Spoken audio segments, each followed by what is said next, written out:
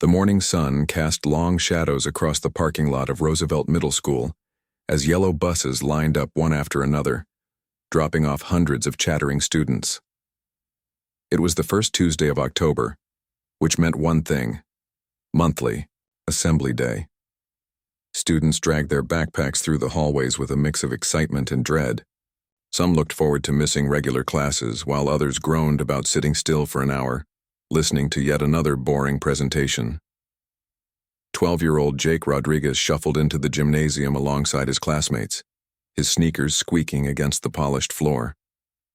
The massive space buzzed with energy as 400 students from 6th through 8th grade filled the metal bleachers. Teachers stood along the walls like sentries, their watchful eyes scanning for any signs of trouble. The principal, Mrs. Williams, tapped the microphone at the podium, sending sharp feedback through the speakers that made everyone wince and cover their ears. "Good morning, Roosevelt Ravens," she announced with forced enthusiasm. A scattered chorus of mumbled responses came from the bleachers. Mrs. Williams had been running these assemblies for 15 years, and she knew how to work a crowd of middle schoolers. Today we have a very special guest speaker who's going to talk to us about something incredibly important: respect and community safety. Jake rolled his eyes and slumped further into his seat in the back row. He was already thinking about the video game he wanted to play when he got home. His friend, Tommy, nudged him and whispered something about the new kid who sat 3 rows down. Jake barely listened, more interested in seeing how long he could balance his pencil on his finger. The gymnasium doors opened with a heavy thud, and in walked Sheriff Tom Bradley. He was exactly what you'd picture when someone says, "Small town." Sheriff. Tall, broad-shouldered, with a perfectly pressed uniform and a badge that caught the overhead lights. His black boots clicked against the floor with military precision as he made his way to the podium. Some students sat up straighter automatically. Others, like Jake, seemed to sink deeper into their rebellious slouch. Sheriff Bradley had been serving the community for over 20 years. He'd seen it all, from petty theft to serious crimes, from helping lost tourists to dealing with family disputes. But nothing prepared him for the challenge of speaking to a room full of restless teenagers who'd rather be anywhere else. He cleared his throat and began his presentation with a story about how he became a police officer, hoping to connect with the young audience. "When I was your age," he started, his voice carrying clearly through the microphone, "I thought I knew everything. I thought adults were just trying to boss me around for no good reason." A few students perked up, surprised by his honesty. But then something happened that changed my whole perspective on authority and respect. Jake wasn't buying it. He'd heard these kinds of talks before. Adults trying to act cool and relate to kids, then hitting them with some life lesson about following rules. His father had always taught him to question authority, to think for himself, and not to blindly follow what people in uniforms told him to do. His dad worked construction and often came home with stories about police officers who acted like they were better than everyone else. As Sheriff Bradley continued his speech, talking about the importance of community cooperation and respecting law enforcement, Jake began to fidget more noticeably. He tapped his foot against the bleacher in front of him, making a rhythmic banging sound. Mrs. Peterson, his English teacher, shot him a warning look from across the gym. Jake stopped for about 30 seconds, then started again. The sheriff was now explaining how police officers were just regular people trying to keep everyone safe. He talked about the long hours, the dangerous situations, and the sacrifices officers made for their communities. Most students listened politely. Some even seemed genuinely interested, but Jake felt his irritation growing with each word. "Police officers deserve your respect," Sheriff Bradley said, his voice growing stronger and more passionate. "We put our lives on the line every single day to protect you and your families. When you see an officer, you should feel safe, not scared. We're here to help, not to hurt." That's when Jake had enough. Everything his father had told him about corrupt cops and abuse of power came flooding back. Stories he'd heard on the news, videos he'd seen online, conversations at the dinner table about police officers who thought they were above the law. Without thinking it through, Jake stood up in the middle of the bleachers. "That's not true," he shouted, his voice cracking slightly with nervousness and anger. The entire gymnasium fell silent so quickly you could hear a pin drop. 400 faces turned to stare at the skinny 12-year-old who had just interrupted the sheriff's presentation. Jake's heart was pounding, but he couldn't stop now. All those pent-up feelings and frustrations came pouring out.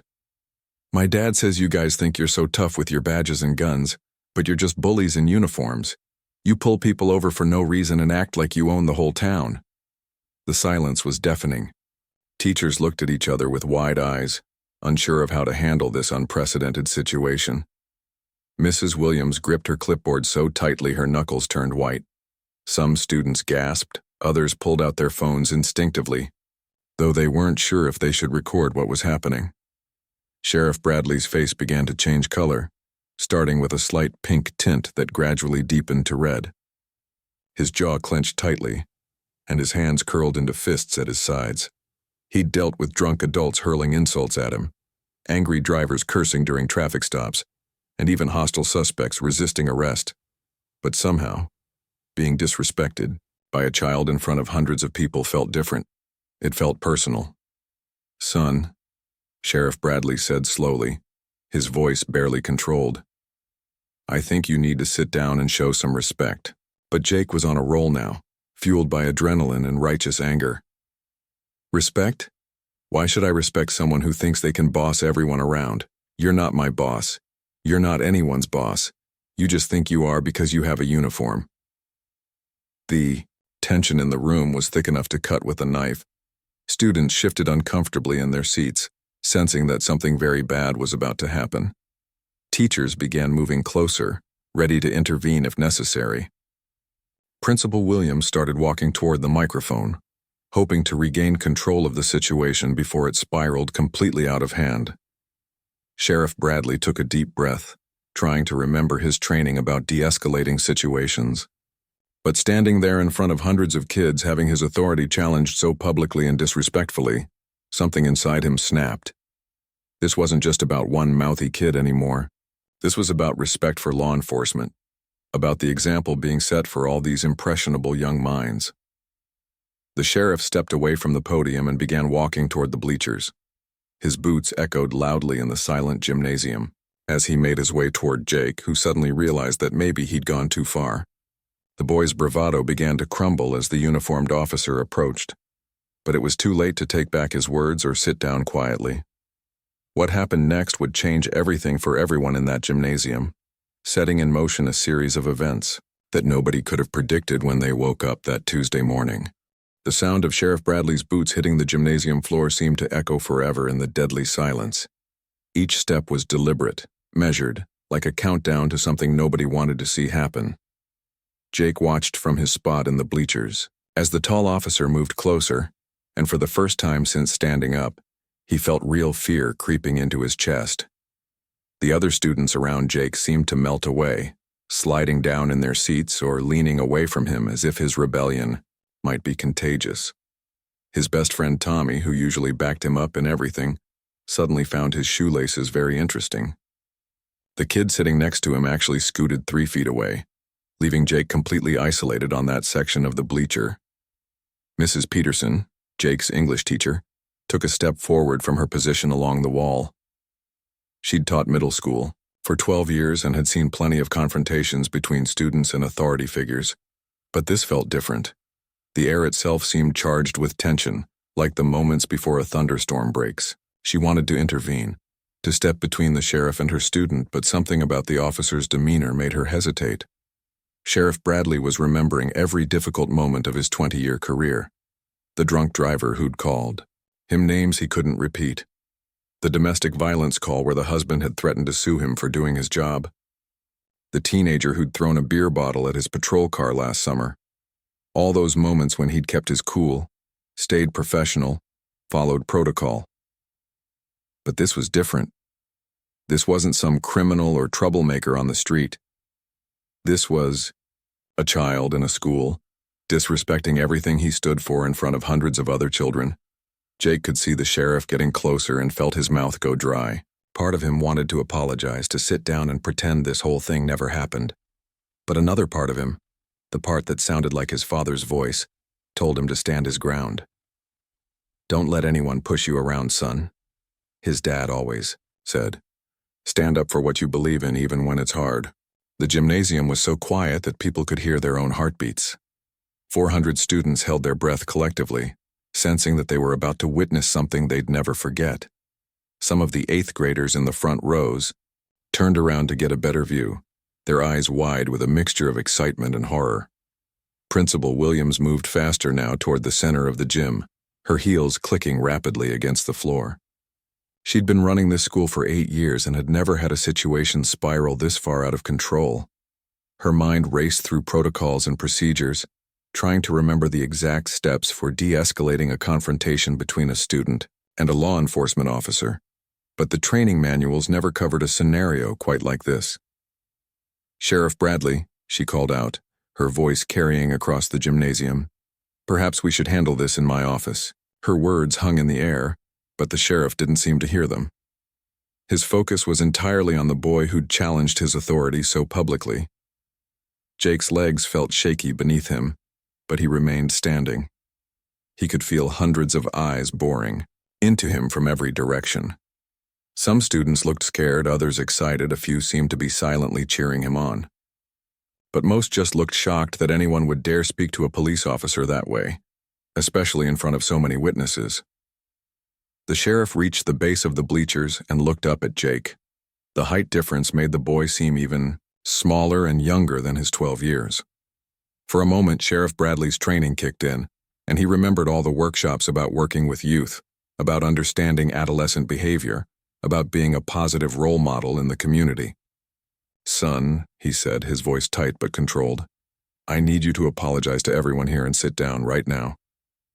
Jake's heart hammered against his ribs. This was his chance to back down, to end this before it went any further. But something about the way the sheriff said it, the commanding tone, the expectation of immediate obedience triggered something in him. It reminded him of every story his father had told about bosses who thought they could order people around just because they had a little bit of power. I'm not apologizing for telling the truth, Jake said, his voice smaller now but still defiant. And you can't make me. That's when something shifted in Sheriff Bradley's expression. The professional mask he'd worn for 2 decades cracked just slightly.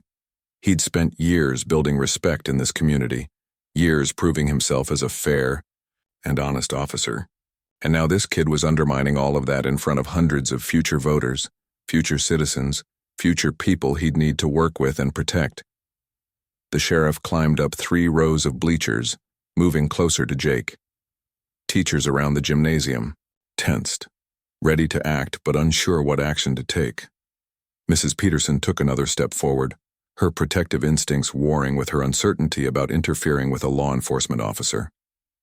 Young man, Sheriff Bradley said when he was just 2 feet away from Jake, your behavior is completely unacceptable. You're showing disrespect not just to me, but to every officer who's ever put their life on the line to keep you safe. Jake could smell the sheriff's cologne, could see the tiny details on his badge, could count the wrinkles around his eyes. Being this close to the authority figure he'd just challenged made everything feel more real and more dangerous. But Jake had painted himself into a corner with his words, and backing down now felt impossible. My dad says police officers think they're heroes, but they're just people with jobs like everyone else, Jake replied, his voice wavering slightly. You're not special just because you have a badge. The words hung in the air between them like a challenge that couldn't be taken back. Sheriff Bradley felt 20 years of service, 20 years of sacrifice, 20 years of putting his community first being dismissed by a child who knew nothing about the real world. The rational part of his mind knew that Jake was just a kid parroting things he'd heard at home. But the emotional part, the part that felt humiliated and disrespected, overwhelmed his professional judgment. Without thinking, without considering the consequences, without remembering where he was or who was watching, Sheriff Bradley's hand moved faster than his brain could stop it. The slap echoed through the gymnasium like a gunshot, sharp and shocking and impossible to ignore. Jake's head snapped to the side from the force of it. His cheek immediately turned red with the outline of the sheriff's hand. The boy's eyes filled with tears instantly, but he didn't cry out. He just stood there, stunned, holding his face looking smaller and younger than anyone had ever seen him look before.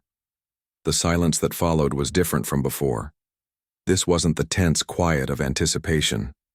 This was the horrified silence of people who couldn't believe what they'd just witnessed.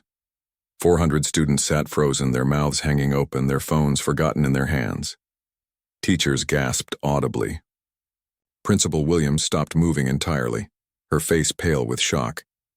Sheriff Bradley looked at his own hand as if it belonged to someone else. The realization of what he'd just done hit him like a physical blow. In 20 years of law enforcement, he'd never laid a hand on a child, never lost control like this, never crossed a line so clearly and so publicly. But it was too late to take it back. The sound of that slap would echo in everyone's memory long after they left the gymnasium that day. The silence in the gymnasium was so thick you could almost touch it. Jake stood frozen with his hand pressed against his burning cheek, tears threatening to spill from his eyes, but not quite falling. Sheriff Bradley stared at his own hand like he couldn't believe what it had just done. Principal Williams looked like she might faint right there on the spot. 400 students sat motionless, their minds trying to process what they'd just witnessed. Mrs. Peterson finally found her voice and started moving toward the bleachers, her teacher instincts kicking in to protect her student. Other faculty members began shifting uncomfortably along the walls, whispering urgently to each other about what they should do next. Some pulled out their phones, probably to call the superintendent or maybe even the police, though that seemed ironic given the circumstances. Tommy, Jake's best friend, wanted desperately to say something to defend his buddy, or at least check if he was okay. But the words stuck in his throat. He'd never seen an adult hit a kid before, especially not in front of so many people. It felt wrong, but it also felt scary in a way that made him want to disappear into the bleachers and pretend he wasn't there. The red mark on Jake's face was getting darker by the second, a clear handprint that would probably be visible for hours. He kept touching it gently, as if he couldn't quite believe it was real. The physical pain was sharp but brief. The embarrassment and shock hurt much worse. Being slapped in front of his entire school felt like the most humiliating thing that could ever happen to a 12-year-old. Sheriff Bradley's mind was racing with the realization of what he'd just done. 20 years of service, 20 years of building trust in the community, probably destroyed in a single moment of lost control. He could already imagine the phone calls, the investigations, the newspaper headlines. His career might be over. His reputation was definitely damaged, and all because he couldn't handle a mouthy kid any better than this. Principal Williams finally found her legs and started walking quickly toward the confrontation, her clipboard clutched against her chest, like a shield. She had to take control of this situation before it got any worse, though she wasn't sure how it could get worse. Her mind was already jumping ahead to damage control mode, calling parents, dealing with the media, explaining to the school board how something like this happened on her watch. That's when the gymnasium doors burst open with a bang so loud it made everyone jump.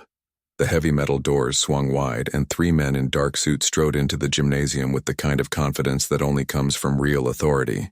The man in the center was tall and distinguished-looking, with gray hair and the bearing of someone used to being the most important person in any room. The 2 men flanking him were clearly security, their eyes scanning the room automatically, their hands positioned where they could quickly reach inside their jackets if needed. Every head in the gymnasium turned toward the entrance. The timing was so perfect it almost seemed planned, like something out of a movie. Students craned their necks to see who these important-looking strangers were. Teachers stopped their worried whispering and stared. Even Jake lowered his hand from his cheek and looked toward the doors with curiosity replacing his shock. The man in the center wore an expensive suit that probably cost more than most people made in a month. His shoes were polished to a mirror shine, and he moved with the smooth confidence of someone who'd walked into important rooms full of powerful people his entire career. There was something familiar about his face, though most of the students couldn't quite place where they'd seen him before. Principal Williams squinted across the gymnasium, trying to figure out who these men were and why they were interrupting her assembly at the worst possible moment. Then recognition hit her like a lightning bolt. She'd seen that face on the news just last week.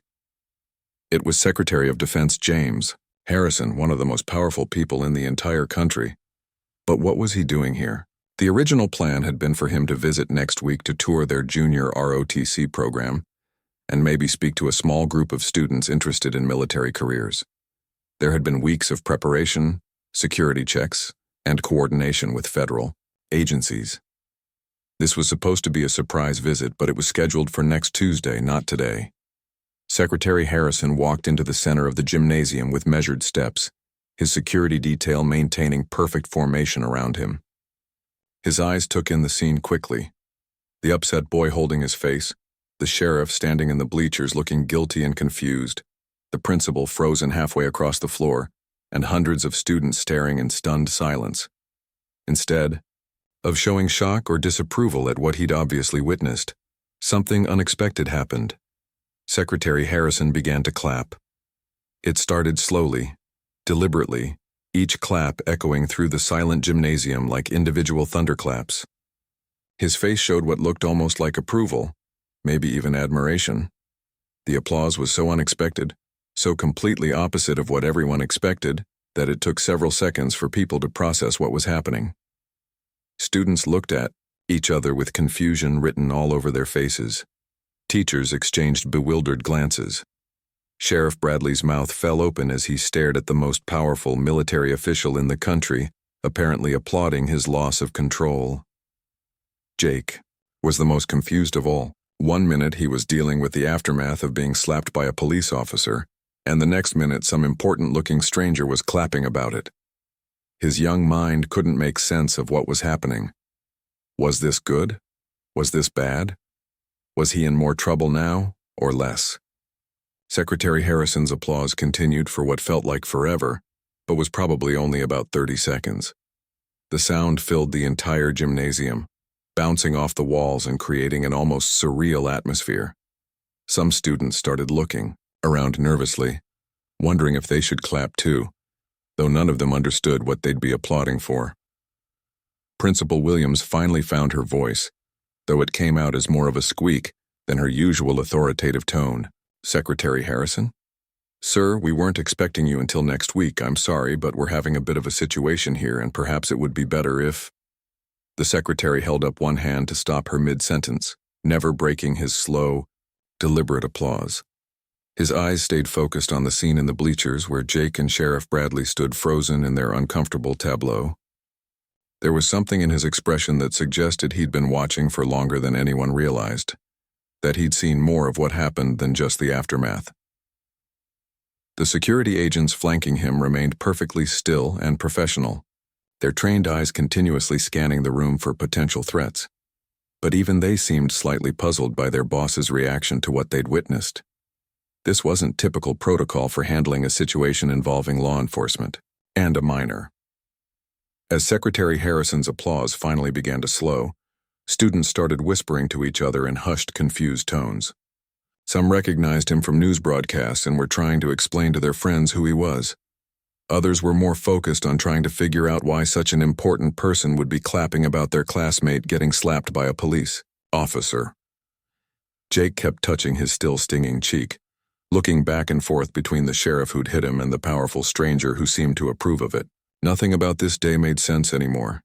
When he'd woken up that morning, the biggest worry on his mind was a math test he hadn't studied for. Now he was at the center of what felt like the most bizarre and confusing situation of his entire 12 years of life. The applause finally stopped, leaving behind a silence that somehow felt even more intense than before. Everyone waited to see what would happen next, what this unexpected visitor would say or do that might explain why he'd walked into their school assembly and started clapping at such a strange and uncomfortable moment. Secretary Harrison stepped forward and gestured toward Principal Williams, who hurried over with the microphone still clutched in her trembling hands. She passed it to him like she was handling a live grenade, clearly unsure whether this was the right thing to do, but not brave enough to refuse a request from one of the most powerful people in government. The secretary adjusted the microphone with the practiced ease of someone who'd addressed crowds much larger and more intimidating than a gymnasium full of middle schoolers. His voice, when it came through the speakers, was calm and authoritative in a way that made everyone automatically pay attention, "Thank you, Principal Williams," he said, his words carrying clearly to every corner of the gymnasium. "I apologize for arriving unannounced, but sometimes the most important lessons happen when we least expect them." Jake still stood in the bleachers, his hand pressed against his burning cheek, looking down at this stranger who seemed to think getting slapped was somehow a good thing. His mind raced with confusion and a growing sense of dread. Was he in even bigger trouble now? Was this important man here to punish him more? "I've been standing outside those doors for the past 10 minutes, Secretary Harrison continued, his eyes scanning the crowd of students before settling on Jake. "I heard everything that happened in here. The disrespect, the shouting, the complete lack of regard for authority, and the sacrifices that people in uniform make every single day." Sheriff Bradley shifted uncomfortably in the bleachers, not sure whether he was about to be praised or criticized by someone whose opinion could make or break careers. His own boss, the county sheriff, would probably hear about this incident within the hour. But having the Secretary of Defense as a witness changed everything about how this situation might play out. "You see," the secretary said, beginning to pace slowly in front of the bleachers like a general addressing his troops. "I grew up in a military family. My father served in Vietnam. My grandfather fought in World War II. My brother gave his life in Afghanistan protecting people who will never even know his name." The gymnasium was absolutely silent now. Even the most restless 8th graders sat, perfectly still, sensing that they were hearing something important, something that would stick with them long after they left school that day. "In my family," Secretary Harrison continued, "respect wasn't something you gave when you felt like it. It wasn't optional, it wasn't negotiable. You respected the flag, you respected your country, and you absolutely respected the people who put their lives on the line to protect your freedom to sit in this gymnasium and get an education." Jake felt his stomach drop. This was definitely not going the way he'd hoped. The secretary's words reminded him uncomfortably of his father's stories, but from the opposite perspective. Where his dad saw bullying and abuse of power, this man saw honor and sacrifice. "That young man up there," the secretary said, pointing directly at Jake, "just showed every single person in this room what happens when respect breaks down, when children think they can challenge authority without consequences, when families fail to teach the most basic lessons about honor and duty." Mrs. Peterson took a small step forward, her protective instincts warring with her uncertainty about interrupting such a powerful figure. Other teachers exchanged worried glances, unsure whether they should intervene or let this play out. Secretary Harrison walked closer to the bleachers, his security detail maintaining their professional distance, but staying alert. "I know that boy's father," he said, and Jake's blood turned to ice water in his veins. "Staff Sergeant David Rodriguez has been serving his country overseas for the past 8 months. Right now, as we speak, he's thousands of miles away from home, living in conditions most of you can't imagine, facing dangers most of you will never have to think about." The revelation hit Jake like a physical blow. How did this stranger know his father? How did he know where his dad was stationed? Jake's father had been deployed to a base in the Middle East since February, and they only got to video call once a week if they were lucky.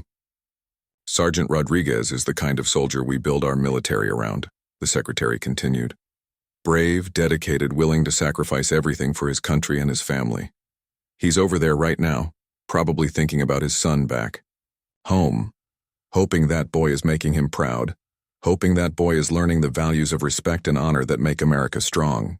Jake's eyes filled with tears, but this time they weren't from the sting of the slap.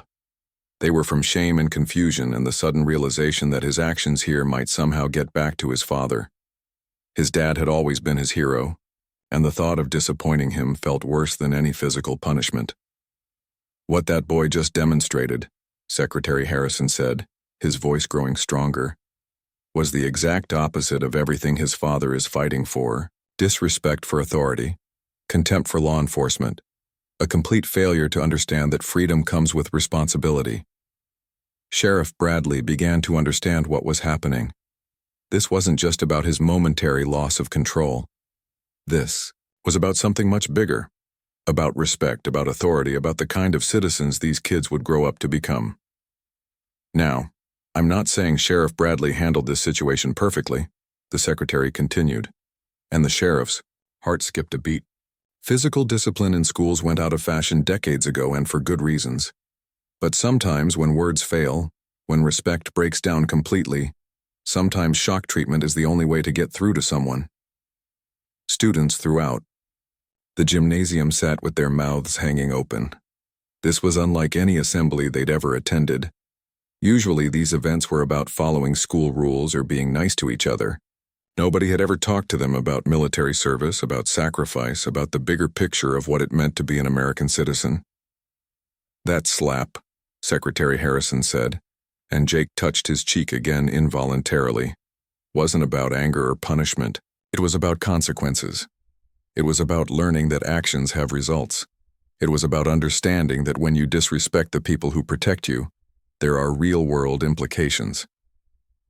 Principal Williams stood frozen near the side of the gymnasium, her mind racing through potential legal implications, parent phone calls, media attention, and school board meetings. This was so far outside normal protocol that she had no idea how to handle it. "In the military," the secretary continued, "we have a saying, discipline is the soul of an army.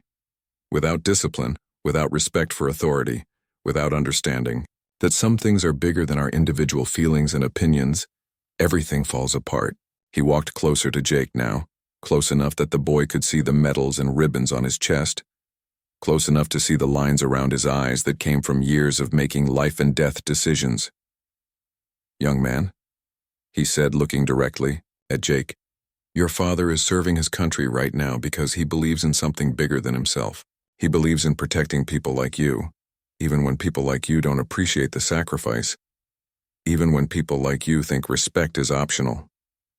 Jake wanted to disappear, to melt into the bleachers and never be seen again. But he also felt something else stirring inside him, curiosity, maybe even the beginning of understanding. This man knew his father. This man respected his father. Maybe there were things about the world, about service, about sacrifice, that Jake had never really thought about before. The days following the assembly felt like the longest of Jake's life. Word spread through the school faster than wildfire, and suddenly everyone knew him as the kid who got slapped by the sheriff. Some students whispered when he walked by.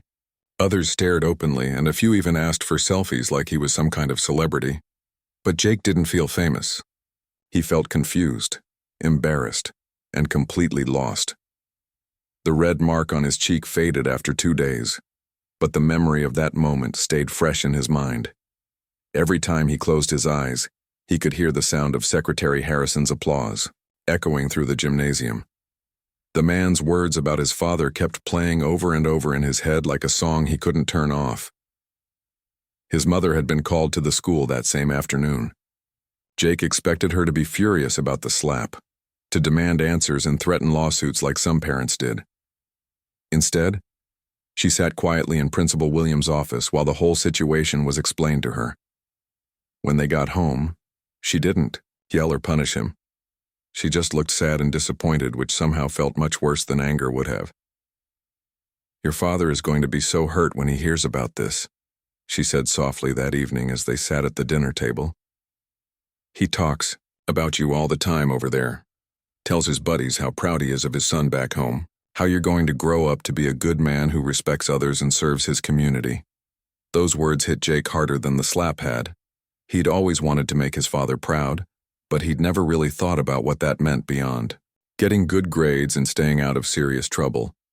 The idea that his dad was bragging about him to other soldiers while Jake was disrespecting police officers felt like a punch to the stomach. 3 days after the assembly, Principal Williams called Jake to her office. He walked there with heavy feet, expecting more punishment or maybe another lecture about respect and consequences. Instead, he found Sheriff Bradley waiting for him, looking uncomfortable and tired. "Sit down, son," the principal said gently. "Sheriff Bradley has something he wants to say to you." Jake sat in the hard plastic chair across from the man who'd slapped him, his heart beating fast. The sheriff looked different somehow, smaller and more human than he had in his uniform at the assembly. He was wearing regular clothes now, just jeans and a button-down shirt, and he kept fidgeting with his hands. Jake, Sheriff Bradley began, then stopped and took a deep breath. I owe you an apology. What I did the other day was wrong. I lost my temper, and I handled the situation in a way that goes against everything I've been trained to do. There's no excuse for laying hands on a child, no matter how disrespectful the behavior. Jake stared at him, not sure what to say. He'd expected more lectures about respect and authority, not an apology. I've been a police officer for 20 years, the sheriff continued, and I've never done anything like that before. I let my emotions get the better of me, and I'm sorry. You didn't deserve to be hit regardless of what you said. But, Sheriff Bradley continued, leaning forward slightly, I also need you to understand something. The things you said about police officers, about us being bullies and thinking we're better than everyone else, that hurt. Not because it was disrespectful to me personally, but because it showed that you don't understand what we really do, what we really sacrifice. Jake found his voice for the first time since sitting down. I was just saying what my dad always says about cops. I know, the sheriff replied, and maybe some of what your dad says comes from bad experiences or stories he's heard. There are bad police officers out there, just like there are bad people in every profession, but most of us were just trying to help people and keep our communities safe. Over the next few weeks, something unexpected happened. Sheriff Bradley started showing up at Jake's school during lunch periods, not in an official capacity, but just to talk to students about what police work was really like. He told stories about helping lost children find their parents, about stopping drunk drivers before they could hurt innocent families, about being the first person people called when they were scared or in danger. Jake found himself listening to these talks more carefully than he'd ever listened to anything in school. He started asking questions, real questions about what it was like to make life-and-death decisions, about how officers dealt with dangerous situations, about what drove them to choose such a difficult job. The real turning point came 6 weeks after the assembly. Secretary Harrison had arranged for Jake to have a video call with his father, Staff Sergeant Rodriguez from his base overseas. Jake sat in the school library with the laptop, nervous about seeing his dad for the first time since the incident. When his father's face appeared on the screen, Jake almost started crying immediately. His dad looked tired and older somehow, with desert sand still in his hair and the kind of exhaustion that comes from months of being far from home. "Hey, buddy," his father said with a smile that didn't quite reach his eyes. "I heard about what happened at your school." Jake had prepared a dozen excuses and explanations, but looking at his father's face, all he could manage was, "I'm sorry, Dad." "Tell me what you learned," his father said simply. That conversation lasted 2 hours and changed everything for Jake. His father explained what it was really like being deployed, how hard it was to be away from family, how much it meant to him, to know that back home people like Sheriff Bradley were keeping his son and wife safe. He talked about the other soldiers he served with, men and women who'd left their own families behind to serve something bigger than themselves. "Son," his father said near the end of the call, "respect isn't about being weak or giving in to bullies. Real respect is about recognizing when someone is making sacrifices for you, even when you don't see it or understand it." After that conversation, Jake started volunteering with the Sheriff's Department Youth Outreach Program. He helped organize community events, visited elementary schools to talk about safety, and even rode along with officers during some of their routine patrols. He saw firsthand how much paperwork went into every arrest, how carefully officers had to document everything they did, how they dealt with domestic violence calls and traffic accidents and all the messy, complicated problems that regular people needed help with. Slowly, Jake's whole perspective began to change. He still believed in questioning authority and thinking for himself, but he learned the difference between healthy skepticism and blind disrespect. He started to understand that the world was more complicated than the simple stories his father had told him, and that good people could disagree about things without being enemies.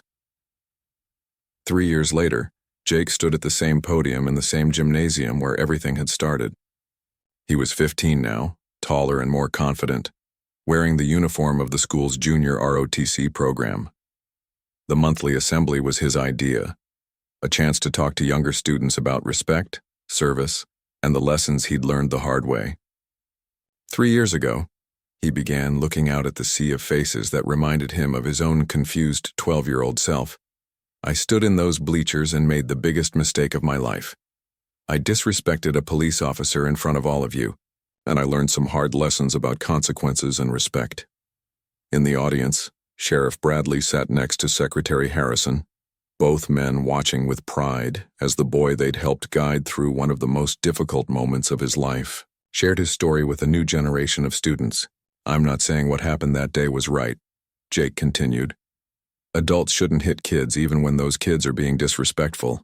But I am saying that I learned something important about what real strength looks like, about what service means, and about how our actions affect the people who care about us. Jake's father was home now, his deployment finished, sitting in the front row with tears in his eyes as he watched his son turn a moment of shame into a teaching opportunity for others. The transformation had been slow and sometimes difficult, but it had been real. As Jake finished his speech and the assembly ended, students filed out of the gymnasium chattering excitedly about what they'd heard. Some would forget the message by the end of the day. Others would carry it with them for years.